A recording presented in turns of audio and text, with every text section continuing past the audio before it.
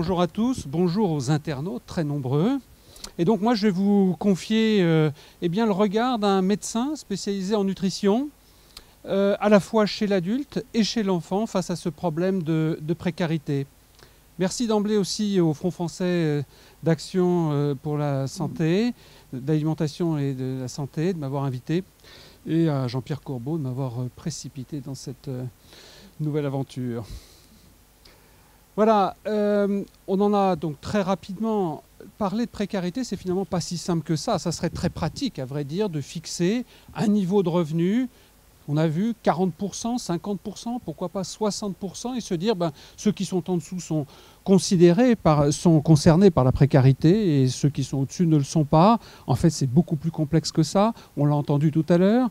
Il y a la perception de la personne qui est très importante, et puis il y a le revenu, puis peut-être aussi il y a, pourquoi pas, de l'endettement. Et puis il y a aussi d'autres dimensions de la précarité qui sont importantes. Isolement social, problèmes de logement qui ont été aussi évoqués tout à l'heure, et pourquoi pas même des problèmes de santé qui sont associés.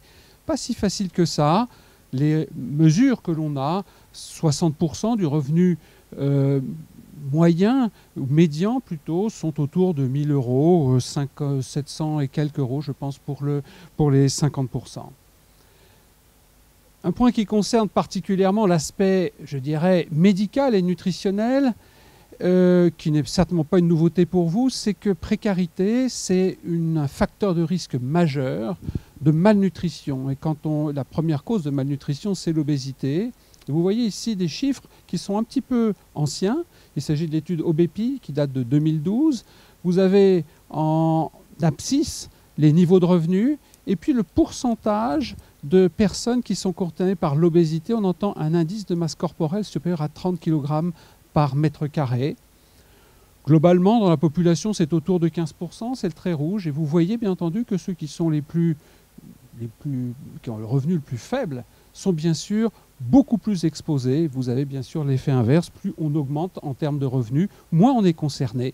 On est exposé, on va dire, à cette problématique-là. Pour nous, en tant que médecins, c'est une problématique constante en consultation de tous les jours. Quand on s'intéresse maintenant à une autre dimension qui est assez liée, qui est le niveau d'éducation des gens, on retrouve finalement les mêmes données. Niveau d'éducation, niveau bien sûr de revenus sont assez liés, bien entendu. Si maintenant on classe, c'est une étude qui est plus récente, étude Esteban 2015, on classe effectivement les gens par leur niveau d'éducation. Regardez particulièrement la colonne de gauche qui correspond aux gens qui n'ont pas été jusqu'au niveau du bac. Eh bien vous voyez que la proportion, bien sûr, de gens qui sont concernés. Alors attention, ici ce n'est plus l'obésité, c'est le surpoids incluant l'obésité. Pour décoder rapidement les chiffres, retenez 15% de personnes qui sont concernées par l'obésité, j'entends chez l'adulte, à peu près 35% par le surpoids et l'obésité. On va dire 50% de la population concernée par ce surpoids incluant l'obésité. Vous voyez encore que les gens qui ont un niveau d'éducation, qui ont le niveau d'éducation le plus faible, sont plus concernés par cette problématique d'excès pondéral. En 2011, 40% des gens de la population générale, c'est statistique INSEE, avaient un niveau d'éducation supérieur au bac. Maintenant, pour aborder ce que mangent les personnes qui sont en situation de précarité, on va se tourner vers une autre dimension qui a été évoquée tout à l'heure, qui est celle de la sécurité, ou plutôt de l'insécurité alimentaire. On a vu tout à l'heure des questions sur la définition, et il se trouve que cette diapositive est déjà pour ça. On considère des gens qui sont en sécurité alimentaire, c'est qu'ils peuvent manger tous les aliments qu'ils souhaitent. Voilà. Et puis l'insécurité pour raisons économiques. Il y a d'autres raisons pour éventuellement être en insécurité alimentaire, d'accès par exemple à des alimentations. Mais là, on parle bien de gens qui sont en insécurité à cause de leur niveau de rémunération, on va dire. C'est des gens donc les gens qui sont en insécurité, qui ont assez à manger, mais pas toujours ce qu'ils souhaiteraient, ou qui quelquefois, parfois ou souvent, n'ont pas véritablement assez à manger. C'est ça qu'on considère comme étant des personnes en insécurité alimentaire. effectivement, le chiffre de tout à l'heure, et ça, c'est le chiffre de 12%. Je tire aussi ces résultats de Nicole Darmon qui est intervenue sur ce point, et donc on s'y retrouve. Sachez qu'il y a donc un article effectivement qui reprend ces données, qui est figuré sur la gauche de la diapositive et qui reprend ces données de façon très, très précise. Voici maintenant effectivement le mode d'alimentation que l'on observe chez des personnes qui sont en situation d'insécurité alimentaire. C'est la gauche de cette diapositive IA. Et à côté, vous avez les personnes qui sont en sécurité alimentaire, donc celle qui était en vert sur la diapositive précédente, mais classées en quartile de niveau de revenu. Le premier quartile étant les gens qui touchent le moins, qui ont le moins d'argent, et le SA4 étant ceux qui ont un niveau de rémunération le plus élevé. Ce qui marque tout d'abord, c'est bien sûr la consommation des fruits et légumes. Ce n'est pas une nouveauté pour beaucoup d'entre vous, mais c'est très clair. Quand on n'a pas beaucoup d'argent, eh bien on ne consomme pas beaucoup de produits frais, que ce soit des légumes ou des fruits. Et puis on observe aussi, si vous voyez ce trait blanc qui est à peu près au niveau du tiers inférieur de la diapositive, c'est des produits sucrés qui représentent une grosse part, je dirais, de l'énergie qui est disponible chez qui est utilisée, on va dire, chez ces gens qui sont en situation d'insécurité alimentaire, qui est une grande caractéristique. Regardez plus précisément maintenant ce qui se passe entre la partie tout à fait gauche, ceux qui sont en insécurité alimentaire, et ceux qui sont en sécurité alimentaire, mais le premier quartile. Je suis désolé, c'est en tout petit, mais si vous regardez le niveau de rémunération qui correspond aux gens qui sont en niveau de sécurité alimentaire, le premier quartile, vous verrez que finalement le niveau de rémunération est plus faible que celui qui est pour ceux qui sont en insécurité alimentaire. Et vous voyez des choses qui sont assez subtiles, comme notamment la consommation de féculents, qui est un point important. Ces gens, pour de multiples raisons, se tournent vers des aliments qui sont plus intéressants nutritionnellement parlant. On pourra en rediscuter bien entendu. On sait par exemple, en féculents, que ce soit des pâtes, des pommes de terre, pourquoi pas. Et on sait d'ailleurs que la pomme de terre, et historiquement, c'est que des populations pauvres, si on prend par exemple les Irlandais au XIXe siècle, eh bien le fait du phylloxéra qui a complètement décimé, je dirais, les cultures de pommes de terre, ça a généré tout à fait, vous connaissez tous, et aussi des migrations de populations tout à fait majeures parce que les ressources n'étaient plus sur ce pays. Donc un point très important, on parlera de cet aspect qualitatif certainement à privilégier dans ces situations de précarité qui est à notre sens un point tout à fait majeur. Puisqu'on est dans la qualité, je tiens cette information de Blandine Delozon qui a fait cette communication aux Journées francophones de nutrition cette année ou l'année passée. Et il s'agit de résultats tirés de l'étude ELF, qui est une étude de cohorte, qui là s'est intéressée à un certain nombre de dimensions qui concernent la femme enceinte, et notamment la consommation ou la prise de compléments en vitamine B9, l'acide folique. Vous savez qu'on doit prendre de l'acide folique, il est recommandé de prendre de l'acide folique quand on est en situation, en phase je dirais, périconceptionnelle, ou bien sûr pendant la grossesse, pour prévenir une maladie qui est les anomalies de fermeture du tube neural. Vous voyez dans cette étude, qui est une étude de large cohorte extrêmement bien réalisée, que seuls 64% des femmes n'en prennent pas. Mais ce qui est un point important, c'est que Blandine Delozon s'est intéressée aux déterminants de ceci et montre encore une fois que des facteurs de risque pour ne pas prendre cette supplémentation, qui est pour autant extrêmement importante sur un plan de santé, c'est le fait d'être très jeune, c'est le niveau de revenu, vous voyez, moins de 1 500 €, ou un niveau d'études qui est bas. Encore une fois, on trouve là une marque de cette précarité sur des dimensions de santé absolument fondamentales pour la santé de la mère et de l'enfant. Tournons-nous justement vers l'enfant, et juste quelques chiffres pour resituer le problème de l'obésité chez l'enfant. Chez l'enfant, l'obésité, j'entends l'équivalent de cet IMC supérieur à 30 kg par mètre carré, ça représente à peu près 3% de la population d'enfants. À peu près 15% sont concernés par un problème de surpoids, et donc, comme tout à l'heure, les enfants en situation de surpoids incluant l'obésité, ça représente à peu près 18 à 20%. Donc des chiffres moindres bien sûr que ceux de chez l'adulte. Des chiffres qui sont plutôt stables, c'est pour nous une bonne nouvelle pour des pédiatres, puisque vous voyez que comparé à une étude qui date de 10 ans d'avant, l'étude nationale nutrition santé de 2006, les chiffres sont tout à fait similaires. Mais si je vous ai montré ça, c'est pour mieux comprendre cette diapositive qui, elle, s'intéresse à la proportion d'enfants en surpoids incluant l'obésité en fonction du niveau d'éducation des parents. Et à nouveau, on retrouve exactement la même dimension, ou la même chose que ce que je vous ai présenté il y a un instant. Ceux qui ont le plus bas niveau d'éducation ont effectivement une fréquence de l'obésité qui est beaucoup plus importante. Vous voyez que par rapport aux 18% que je vous ai annoncé, ceux qui sont sur la partie gauche de la diapositive sont au-delà des 20%. L'expérience effectivement d'un pédiatre hospitalier est celle-là. L'obésité, et qui est un pédiatre bien sûr qui est spécialisé en nutrition, c'est l'obésité en premier lieu. Les gens qui, bien sûr, sont à faible niveau de revenu vont aller vers un hôpital public et donc on est extrêmement concerné par cette problématique-là. La place des problèmes financiers, on a parlé tout à l'heure de dignité dans la présentation précédente, elle est fréquente. Ce n'est pas facile de parler de son niveau effectivement de ressources quand on vient pour avoir un conseil, parce qu'on a d'ailleurs compris que l'enfant était trop gros et que ça allait poser problème. Poser un problème parce qu'il n'est pas bien dans sa tête, parce qu'il n'est pas bien pour sa santé, peut-être même aussi pour son devenir. La dimension donc de l'argent, de ce niveau de revenu n'est pas si simple que ça à aborder en pratique quotidienne. On pourrait y revenir si vous le voulez. En tout cas pour nous, retenez que les causes, je dirais, liées à des maladies qui sont à l'origine d'une obésité chez l'enfant sont extrêmement rares. Ce que nous voyons, c'est des problèmes qui sont liés aux modalités d'alimentation, trop riches, pas assez fréquents ou avec des fréquences d'alimentation qui sont particulières. C'est le manque d'activité, c'est le rôle des événements de vie qui est absolument majeur. Ça va du décès à quelquefois des situations beaucoup plus graves, comme par exemple des abus sexuels ou autre chose.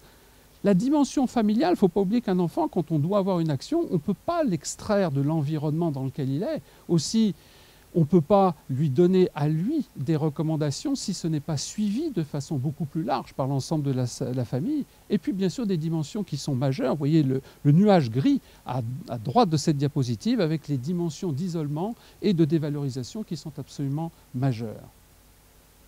Voici les résultats d'une étude faite par la direction de la recherche, des études et de l'évaluation des statistiques, qui est assez récente, 2015, et qui montre qu'effectivement, là encore, on retrouve un gradient en fonction du niveau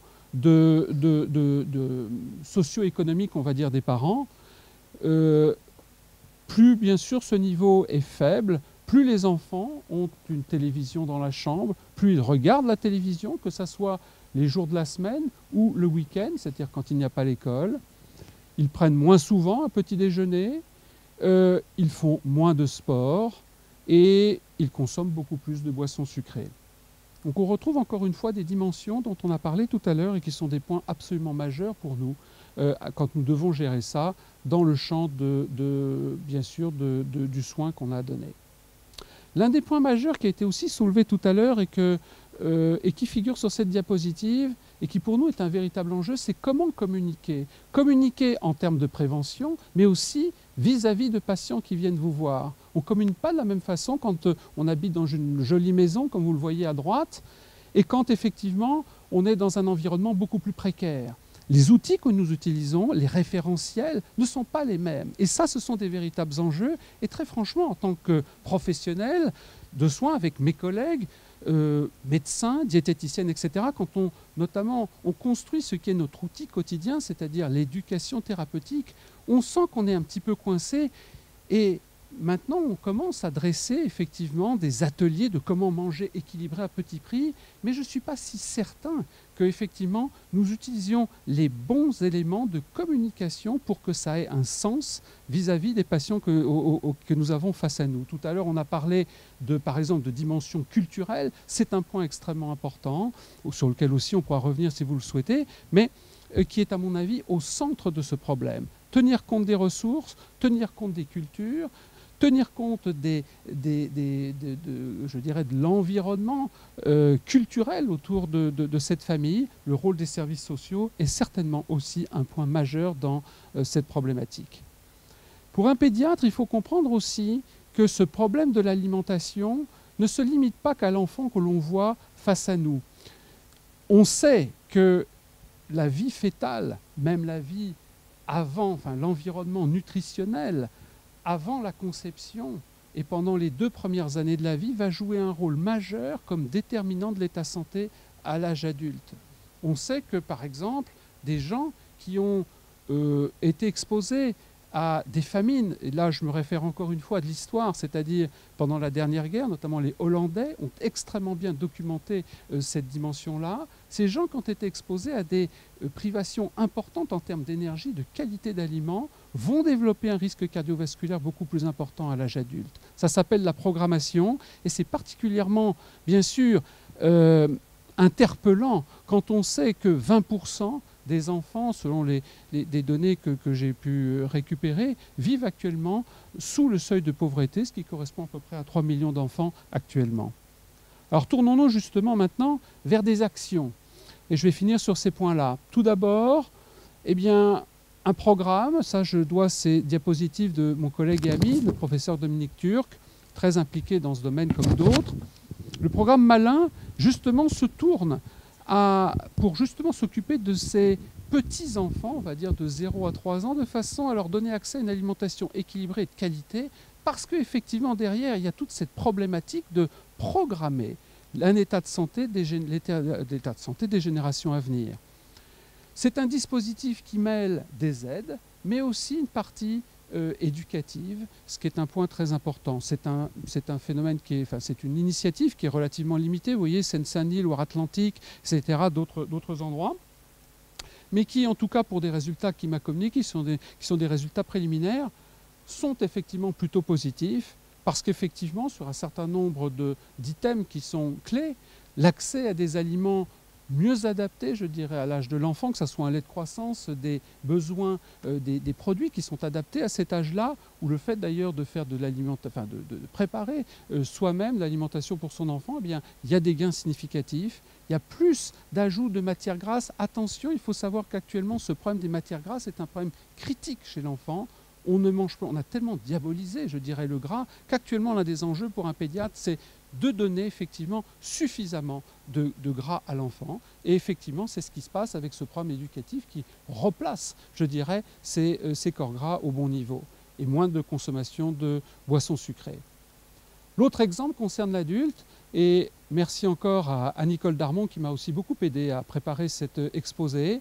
Et là, il s'agit la même démarche, mais tournée vers l'adulte. Il s'agit encore une fois d'une démarche éducative et aussi de mise à disposition, dont on va dire des épiceries, dans lesquelles il y a toute une communication qui est faite pour, au même budget, améliorer la qualité nutritionnelle des produits que les gens achètent et donc vont consommer. Et ça, c'est extrêmement important. Voici donc quelques résultats préliminaires qu'elle m'a confiés et que voici. Vous voyez que les gens qui bénéficient de ce programme vont finalement consommer une moindre quantité calorique, ce qui est un objectif. N'oubliez pas que le problème, c'est l'obésité. Mais aussi en termes qualitatifs, vous voyez des gains qui sont significatifs, notamment en termes de diminution des produits sucrés et salés et une augmentation des fruits et légumes qui, encore une fois, vous l'avez vu, était un problème absolument critique lié à la précarité. Voilà, donc au total, eh bien, le niveau socio-économique, c'est un déterminant de qualité nutritionnelle des ingestats, on l'a très bien vu tout à l'heure, ça concerne l'adulte, ça concerne l'enfant, c'est un déterminant de l'état nutritionnel, bah oui, c'est un facteur de risque majeur d'obésité, donc de malnutrition, ça concerne l'adulte et l'enfant avec, souvenez-vous, cette dimension programmatique, quand encore une fois, on ne nourrit pas bien un enfant aujourd'hui, un bébé, on en payera les conséquences à l'âge adulte. Et puis, il y a un problème majeur qui est comment communiquer, que ce soit dans des mesures de prévention, mais aussi pour des professionnels de terrain comme nous, comment communiquer mieux vis-à-vis des patients qui viennent nous voir, comment adapter notre message, notre mesure éducative, et ce sont des véritables enjeux. Pour finir, un grand merci encore à Jean-Pierre Corbeau qui m'a jeté là-dedans, à Nicole Darmon, à Blandine Delozon, donc, ce chercheur qui travaille sur les cohortes elfes notamment, et Dominique Turc en bas, mon collègue, et qui est très impliqué dans le projet Malin. Je vous remercie.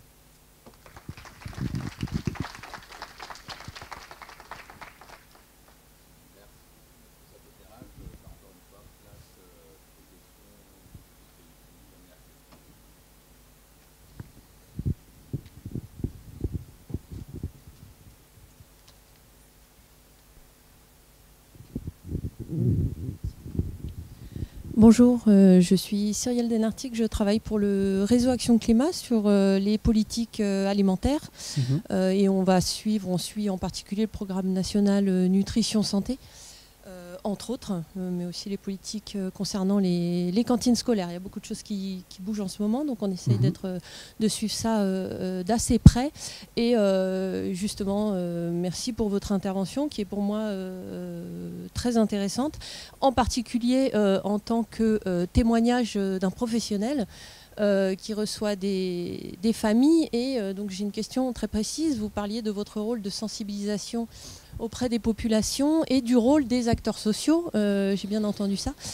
Est-ce qu'on peut attendre de ce futur programme national nutrition santé qui est en cours de renouvellement qu'il soit beaucoup plus ambitieux, beaucoup mieux budgété, de telle sorte à ce qu'il puisse se déployer, entre autres, pas que, mais entre autres, sous la forme d'un programme de formation et d'outillage de tous les acteurs de terrain, à commencer par la PMI. Je suis maman de 2 enfants, la PMI c'est central, j'ai l'impression, dans le lien qui peut être fait avec les familles sur le territoire. Mais du coup, ce que j'attendrais de ce futur PNNS, c'est qu'il ne se résume pas à une simple distribution de jolies plaquettes, mais que soient mises en place de véritables formations suivies auprès de ces personnels, à la fois pédiatres, mais aussi le petit personnel qui va suivre les familles, et j'imagine tout un tas d'autres professionnels de terrain que je ne connais pas. Voilà, qu'est-ce qu'on peut attendre de cet outil-là? Merci de votre question. Alors, je vais essayer de répondre, pas forcément de façon politiquement correcte, on va dire. Le PNNS est absolument nécessaire. Aborder aussi la question des ressources pour effectivement mener en œuvre des programmes de ce type. À vrai dire, je trouve que c'est assez insuffisant et je ne suis pas sûr que le PNNS va fournir effectivement les moyens pour ça. À vrai dire, tout enfin, c'est pas dans ma carrière parce que je suis pleinement dedans, mais à chaque fois que j'ai vu des initiatives, ça a toujours été des initiatives souvent locales, des associations, quelquefois aussi des communes qui se sont engagées dans des démarches de sensibilisation. J'ai par exemple, quand je travaillais à un moment en Poitou-Charentes, je me souviens très bien d'une campagne de formation pour les aides maternelles. Et donc nous avons fait intervenir sur l'ensemble du Poitou-Charentes un certain nombre d'intervenants qui avaient eu des initiatives. La ville de La Rochelle, je me souviens très très bien, avait mis en place un bus pour aller dans, on va dire, les barres d'immeubles, les endroits qui étaient un peu comme ce que j'ai montré tout à l'heure, de façon à adapter une communication, redonner d'ailleurs un sens à des habitudes, je dirais, des habitudes culturelles autres, et donner effectivement des dimensions d'équilibre, etc. Et voilà. Mais tout ça, ça reste toujours, à mon sens, un petit peu isolé. Et voilà. Et donc, personnellement, j'ai toujours...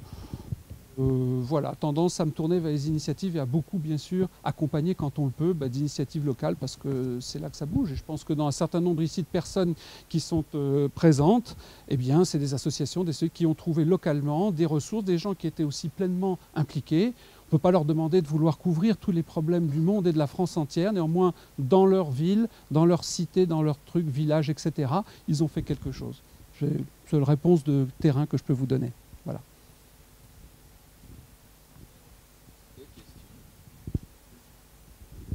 Oui, je voudrais rebondir sur cette question. Le problème est que si l'on continue à agir exclusivement sur les facteurs cognitifs, on ratera un élément majeur du comportement alimentaire. C'est tout ce qui n'est pas cognitif qui relève de l'émotion, de la culture, des habitudes, etc. Et que les actions de terrain, au-delà des grandes politiques nationales, sont fondamentales dans la mesure où elles peuvent mettre les sujets, les populations, pas des groupes spécifiques, plus ou moins localisés, dans des situations concrètes et pas uniquement dans des approches plus ou moins théoriques, quelle que soit leur validité théorique. 100% d'accord, bien entendu. C'est pour ça d'ailleurs que j'ai un immense plaisir à travailler avec Jean-Pierre, sociologue. On fait de plus en plus de communication ensemble. Et voilà. Et on travaille dans la transversalité. Je pense que j'espère qu'on fera on contribuera à faire un petit peu ce que tu dis. Beaucoup plus largement qu'une approche purement nutritionnelle ou purement autre. Voilà. Voilà. Oui, donc Jean-Pierre Corbeau.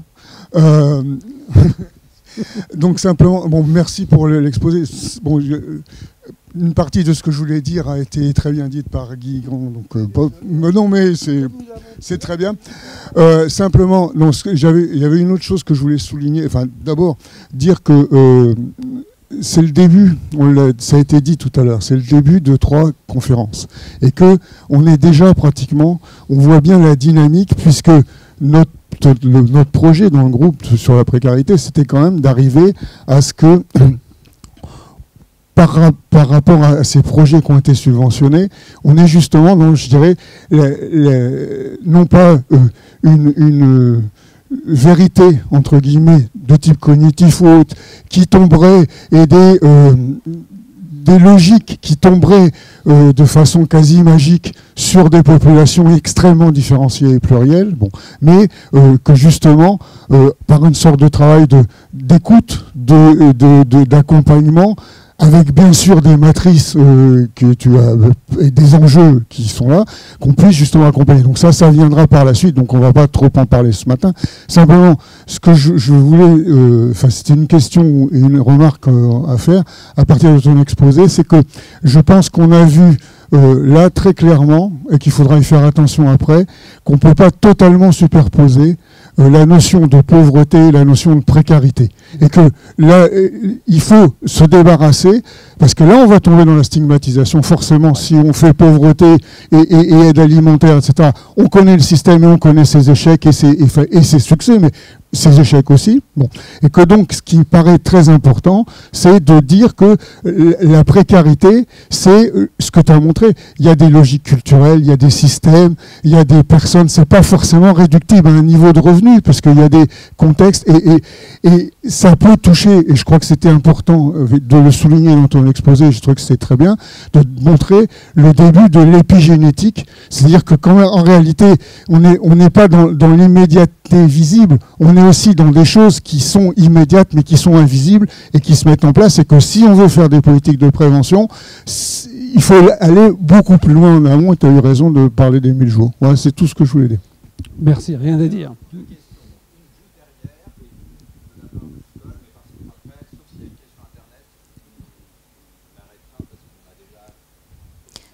Je vais essayer d'être rapide. Rebonjour, caméra de l'association PicPic Environnement, éducation à l'environnement. J'aimerais vous juste introduire la notion de conduite du changement, qui est extrêmement importante. Et je pense qu'il y a un partenariat à faire vraiment avec les sciences humaines, les sciences sociales.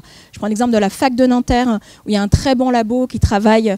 Voilà, donc en fait, le public sait qu'il ne faut pas manger trop de sucre, qu'il ne faut pas manger trop de sel. Mais après, comment faire pour les faire passer à l'action en réalité? Donc là, il y a des techniques. Donc si les industriels utilisent du marketing pour vendre des sodas, il ne faut pas avoir honte d'utiliser du marketing social pour vendre toutes ces bonnes actions. Donc on ne va pas rentrer là maintenant dans le détail de la conduite du changement, mais il y a les nudges, l'exemplarité, les ateliers pratiques. Mais je trouve que c'est vraiment extrêmement important de faire cette collaboration avec les sciences humaines. Et comme disait Madame Durac aussi, élargir les parties prenantes pour que toutes les personnes qui puissent intervenir sur le terrain puissent être concernées. Merci, vous prêchez un convaincu. La spécialiste du marketing social, c'est Nicole qui va parler. Pour moi, hein. Il y en a certainement d'autres. Mais... Je suis désolée, c'est pas une question en fait, mais je vais profiter un peu d'être là parce que je suis contente d'être là. Et puis j'aurais voulu donner un peu des nouvelles d'OptiCourse. Alors c'est effectivement dans OptiCourse, il y avait un volet qu'on avait appelé offre et dans lequel on avait utilisé les techniques du marketing social pour valoriser et mettre en avant des aliments de bon rapport qualité nutritionnelle prix dans des magasins hard discount, et ça a montré une efficacité qui est un des très rares programmes à avoir montré une efficacité d'un étiquetage nutritionnel dans les conditions réelles. Et pourquoi ça a marché? Parce qu'on n'a pas que mis en avant des produits de bonne qualité nutritionnelle, mais on s'est aussi intéressé au prix. Et en fait, ce qui était mis en avant, c'était vraiment des aliments de bonne qualité nutritionnelle et de bon prix, et dans des quartiers extrêmement pauvres qui étaient les quartiers nord de Marseille. Donc ça avait marché. Et alors, je voulais donner un peu des nouvelles d'OptiCourse. Je suis désolée, je prends quelques minutes.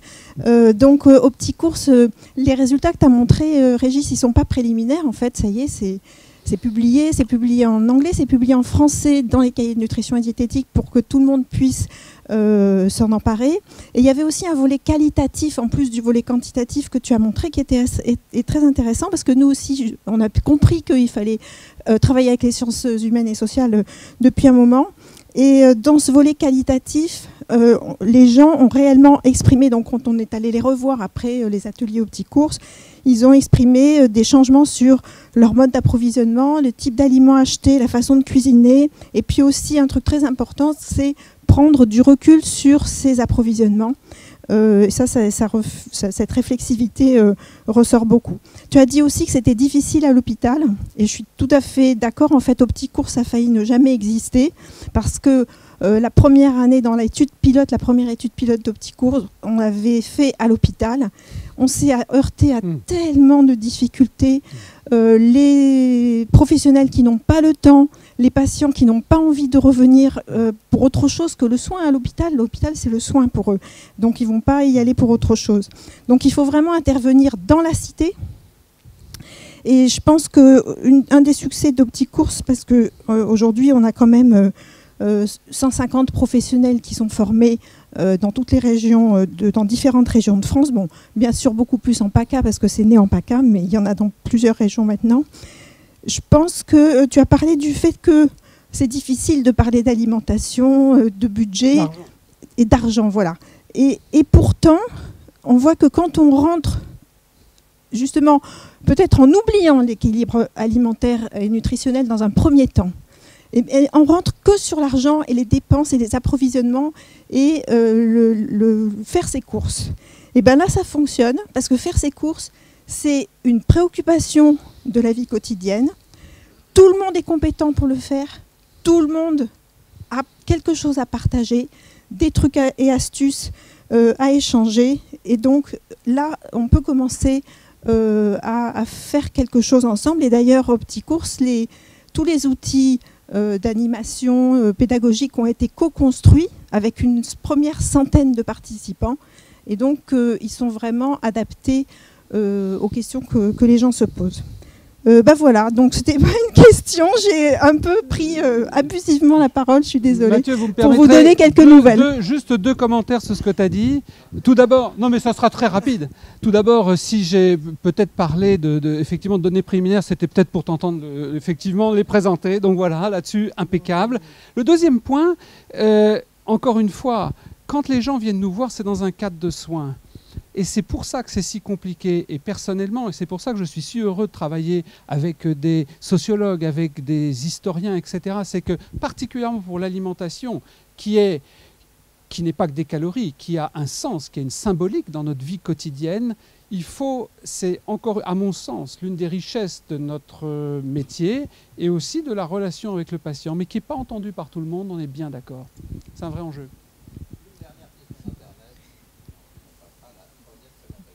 Alors, sachant l'importance de l'alimentation dans la prévention et l'obésité, pourquoi pensez-vous que l'éducation nutritionnelle ne fasse pas partie des programmes scolaires au même titre que l'éducation civique ? Je ne sais pas si j'ai dit ça, mais je le mettrai très volontiers là-dedans. Attention à aussi, quelquefois, des dimensions qui sont beaucoup trop dogmatiques, et on trouve ça dans beaucoup de domaines. N'oublions pas, on veut toujours souhaiter le bien, et les patients obèses vous le disent toujours. Tout le monde a voulu me dire ce qu'il fallait faire, etc., mais j'en peux plus. Donc, attention aussi à ces dimensions-là. Je pense qu'effectivement, une dimension d'éducation de bon sens est absolument indispensable. mais attention quelquefois à ne pas aller trop loin. Voilà.